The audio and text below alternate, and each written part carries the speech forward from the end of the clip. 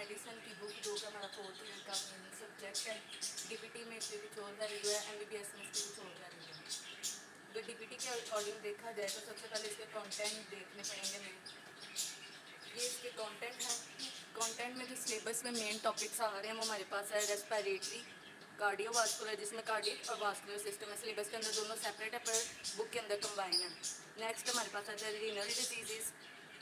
Endocrine system में diabetes आता है जो कि हमारे सिलेबस के अंदर कुछ और इसको मेंशन किया हुआ है, मिसलिनियस डिजीजेस, उसके अंदर इसका टॉपिक आता है डायबिटीज़ का। नेक्स्ट हमारे पास आते हैं ब्लड डिसऑर्डर, फिर रोमाटोलॉजी और बोन डिजीजेस। इसमें रोमाटोलॉजी और बोन इकट्ठा इन्होंने बनाया है, सिलेबस के अंदर दोनों सेपरेट लिखे हुए हैं।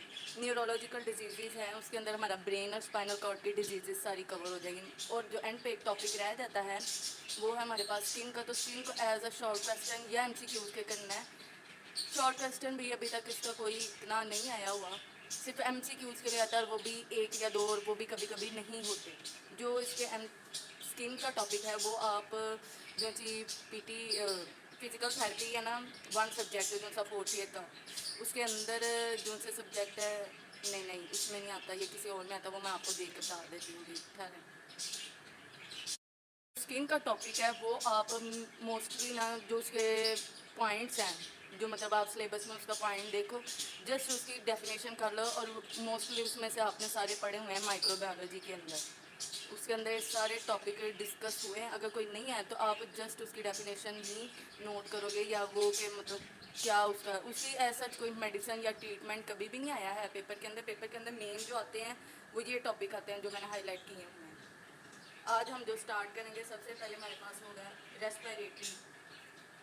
रेस्पिरेटरी से पहले अगर देखा जाए तो इन्होंने कुछ ना वैसे टर्मिनोलॉजीज दी हुई हैं, वो हमने करनी है।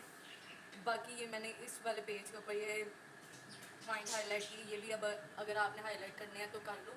इसका मतलब ये है कि आपने जब एंड पे एक तैयारी करनी है ना किसी भी, मतलब इसकी जैसे हमारा पेपर है मेडिसिन का, तो हमने जब तैयारी करनी है तो ये मेन टॉपिक हमने ना 2-3 बार पढ़ के जाने हैं कि हमें अगर इसमें से कुछ आ जाता है तो भूले ना।